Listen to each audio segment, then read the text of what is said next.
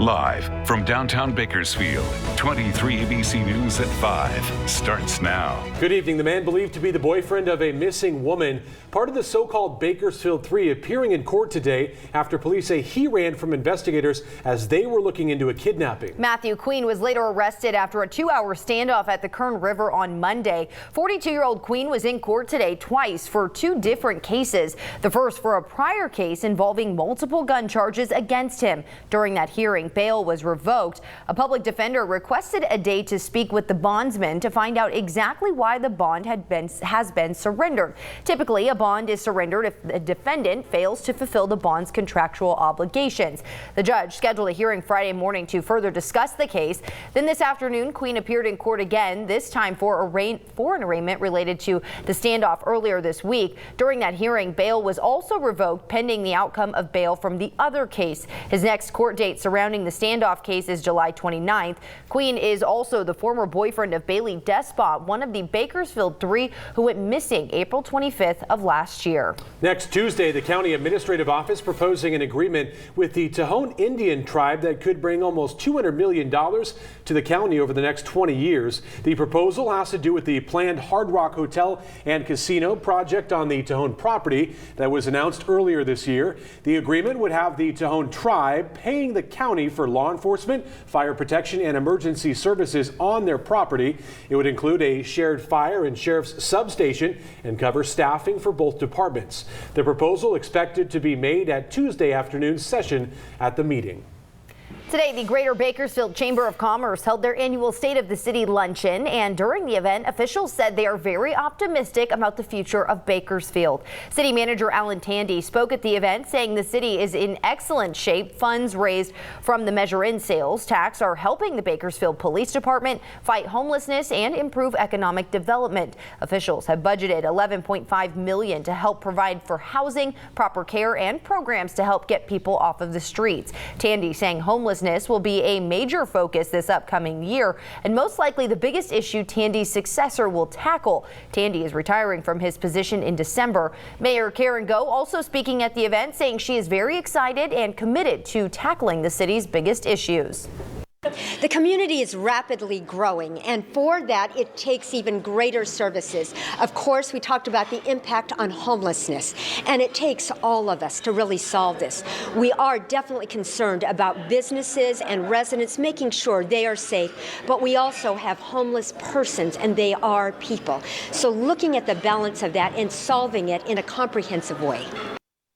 Goh and other officials also mentioned more technology-based careers are coming to town, and they stress that even though Bakersfield is heavy on oil and ag, they also have to diversify to continue expanding and moving forward. 5 people have gone missing in the Kern River over the last month. So far, 4 of those bodies have been recovered. Tonight, the coroner's office releasing the name of one of those missing men. The man has been identified as 20-year-old Jesus Batista from Sylmar. Batista was reported missing in the Kern River on the 4th of July near Lake Ming. His body found 6 days later. The coroner's office says Batista's cause of death has been ruled an accident. And so far this summer, 4 people have died in the river. 16-year-old Ivan Esquivel and 19-year-old Hugo Esquivel, both from San Bernardino, went missing June 16th before their bodies were found. Then on July 4th, 22-year-old Alan Ramirez of Placentia went missing in the river in the Keysville area. His body recovered July 11th. KCSO says an 11-year-old girl from Bakersfield went into the river in the Keysville area. She is still missing tonight.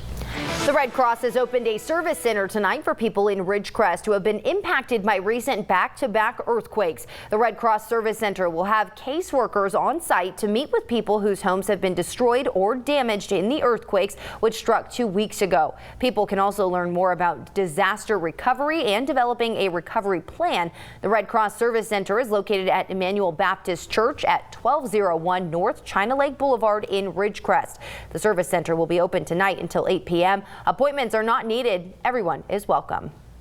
And the Ridgecrest community continues to feel those aftershocks from those back-to-back earthquakes earlier this month. So the strongest one in the past 24 hours, actually a 4.6 that happened just before 9 p.m. last night. But they have felt at least 32 with a magnitude that was less than that. And we will continue to track these aftershocks within the next few days. And as for temperatures here on the valley floor, well, exactly the same as what we were feeling this time yesterday, right on track with seasonal. 98 degrees right now here in Bakersfield, but some cities on the valley floor did reach that 100-degree mark. Arvin, Lamont, as well as Maricopa and Ridgecrest looking at 102 degrees right now. But if you are planning on heading out to the concert by the fountain this evening, actually going to be a pleasant night. We are going to be seeing an increase in winds that will be dropping temperatures down slightly as we head into the weekend. I have more details on your full forecast coming up next. A crash in California City left a woman dead Wednesday, and tonight the sheriff's office has released the woman's name. The crash happened around 1:30 yesterday afternoon on California City Boulevard and Vivian Place and reportedly involved two cars.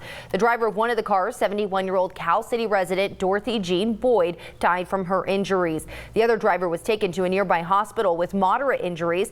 It's unknown if alcohol, drugs, or speed are being considered factors in the crash. The cause is still under investigation. Senator Dianne Feinstein expressing her concern over a massive oil spill here in Kern County. That spill caused by Chevron reportedly leaking nearly 570,000 gallons of oil since May in the McKittrick area. The spill reported back on June 8th. Feinstein releasing a statement this morning saying in part, quote, "I'm extremely concerned by Chevron's huge oil spill outside Bakersfield and that it remained unknown to the public for 2 months. The company and the state need to ensure that this spill is contained and cleaned up as quickly as possible and that another spill doesn't occur. Chevron says the flow has been stopped and contained and that there has been no impact on waterways or wildlife." President Trump speaking out tonight against some of his own supporters following that controversial chant at a campaign rally in North Carolina last night. Now the president is saying he didn't approve of what happened. ABC's Megan Tavrizian in Washington tonight with the latest. President Trump today distancing himself from his own supporters after Democrats and even some Republicans criticized crowd reaction from last night's rally. I started speaking very quickly. It really was a loud, I disagree with it, by the way, but it was quite a chant. And I felt a little bit badly about it. But I will say this, I started speaking very quickly, but it started up rather fast. Trump referring to this chant in Greenville, North Carolina.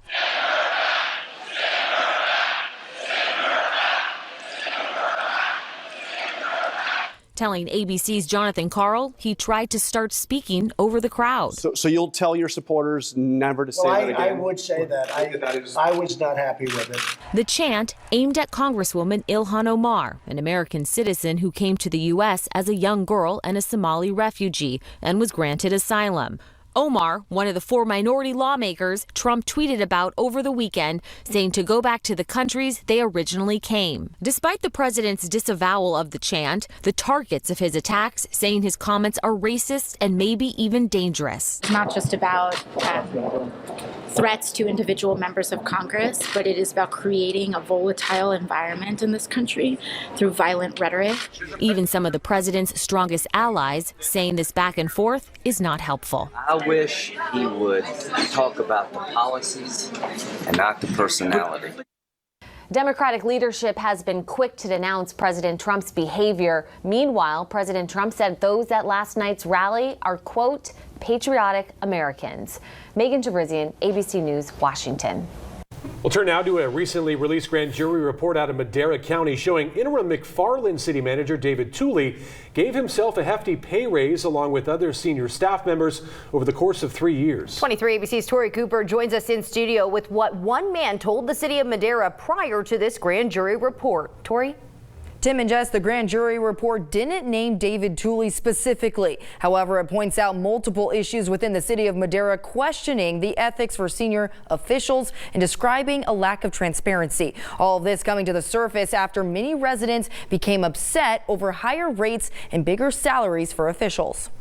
David Tooley was previously serving as the Madera city manager, but in May, he was appointed to the interim McFarland city manager position after the disappearance of John Wooner. But 23 ABC learned many Madera residents were angry in 2017 when their water rates were raised and they learned the city was paying excessive salaries to senior staff. The concern prompting a Madera County grand jury investigation into the city's salaries and water rates. The report shows in 2015 salaries of management staff were increased from 11 to 44%, and during that same time period, water rates increased between 9 to 10%. And their data also shows other senior staff members received excessive pay raises. Tooley made more than $260,000 in 2016 with benefits, and his total pay was more than $337,000 as the Madera city manager. TransparentCalifornia.com claims it gets all of its information from public records requests. The website shows Hanford, which has a comparable population to Madera, the city manager made about $241,000. The Fresno city manager made about $30,000 less than Tooley, but Fresno has 5 times the population. The report also found that the city did not have a written code of ethics for senior officials or an adequate follow-up ethics training. It also shows there was a lack of transparency towards residents. Tooley did not respond to our request for a comment, but McFarland Mayor Manuel Cantu, who declined to go on camera, says Tooley was highly recommended by the League of California Cities group of retired city managers.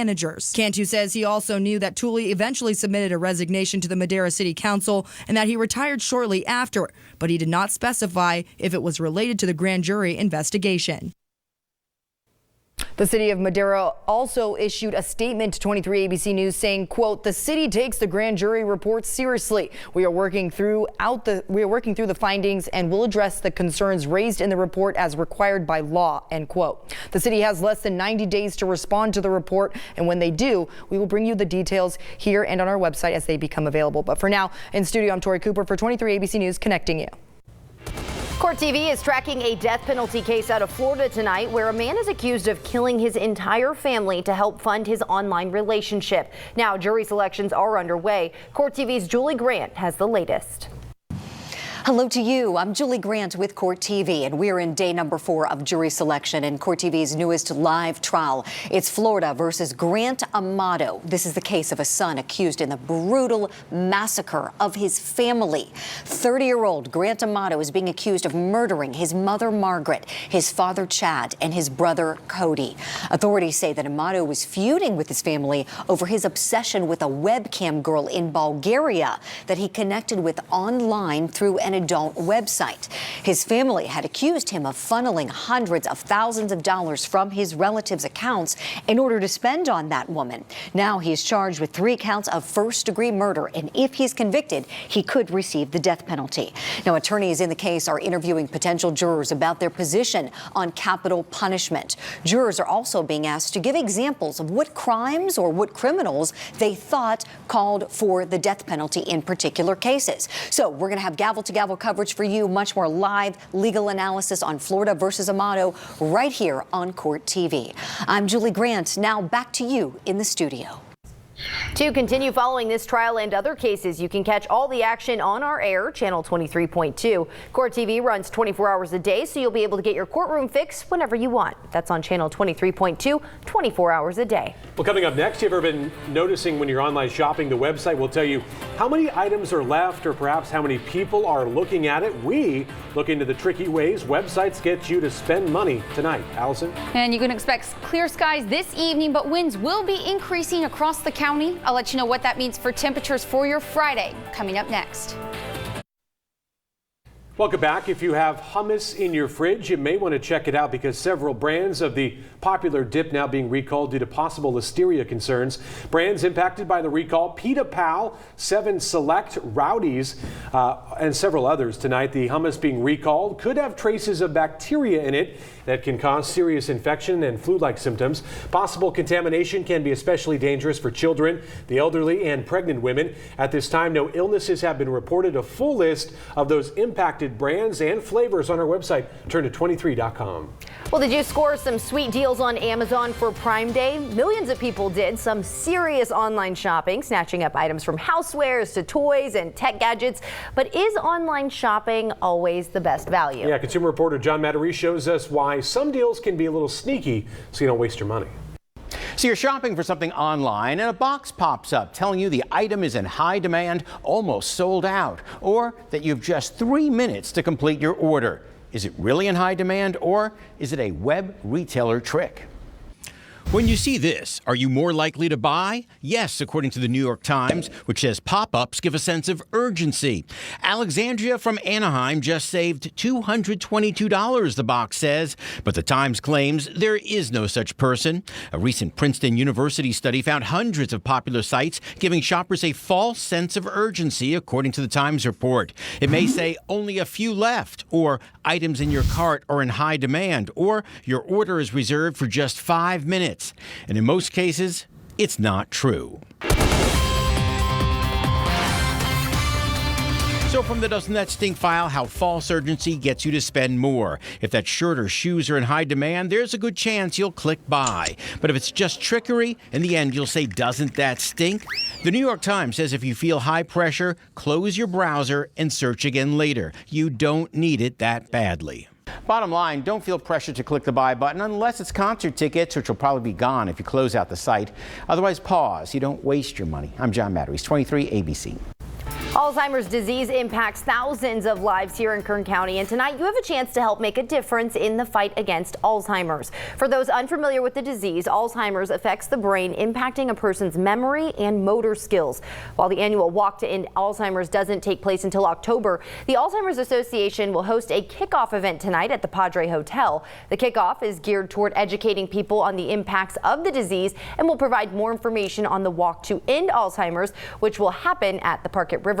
Tonight's kickoff at the Padre begins at 6 and is free to attend. We'll switch gears, talk about our weather forecast, bringing in Allison Gargaro, and not a bad night to be out there. Of course, gearing up for the weekend, which seems to be nice as compared to next week. I know exactly, and what we were feeling last weekend. So these near seasonal temperatures were the story for most of the week, and that's exactly what we were seeing today. 98 degrees right now here in Bakersfield, and if you are planning your evening, by the time the sun sets, we are going to be dipping into the low 90s, but our mountain and desert cities are going to be feeling those winds picking up just like we were feeling earlier this week. So at 8 p.m., 75 degrees in Tehachapi, 82 in Mojave, and then that's only going to continue to drop. So right now across Central California, we are tracking very stable conditions, high pressure off to our east as well as over to the west, but these temperatures have been staying near seasonal, all thanks to some low pressure systems that are hanging out up in the Pacific Northwest, and we have a strong one that will be pushing in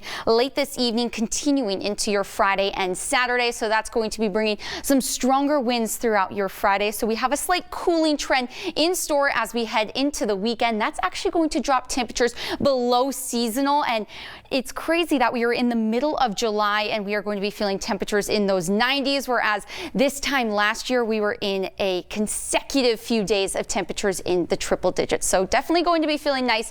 And as we head into the later hours tomorrow, well, we are going to be seeing those winds increase, especially in the western portion of the valley, anywhere from 10 to 20 mile per hour winds up in Delano, McFarland, as well as for us here in Bakersfield. But as we head into the early morning hours on Saturday, our desert cities are going to be seeing anywhere from 35, potentially 40 mile per hour winds. So tomorrow, a great day to get out, maybe a picnic with the kids. Temperatures in those mid 90s here in the valley, below seasonal, but make sure that you are staying hydrated because it is still going to be warm out there. Air quality will be in the moderate range for another day with an AQI of 54. And temperatures in those 90s stick around through the weekend, a high of 99 degrees on Sunday. But then unfortunately, the triple digits are back and they are here to stay throughout next week. So we are going to be anywhere from 101 degrees up to 103 through next Saturday. But something that we are tracking is some monsoonal moisture that could be pushing into our mountain and desert communities starting on Tuesday of next week, continuing through about Thursday or Friday, but that means an increase in temperatures is on the way, but thankfully not for a few days. We like the mid-90s. Yes, we do. Not like, we love the mid-90s. It's going to be very nice out there tomorrow. Exactly. So what's coming next, all right? Coming back, stay with us.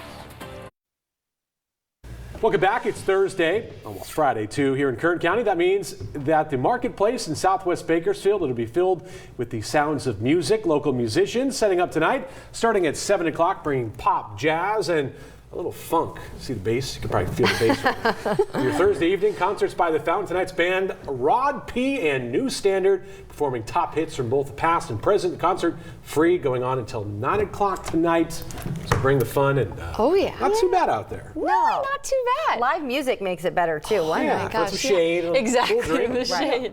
Yep. Yeah, and as soon as the sun sets, winds are going to be increasing, so conditions not too bad out there this evening. I'll let you know what that means for your weekend coming up next.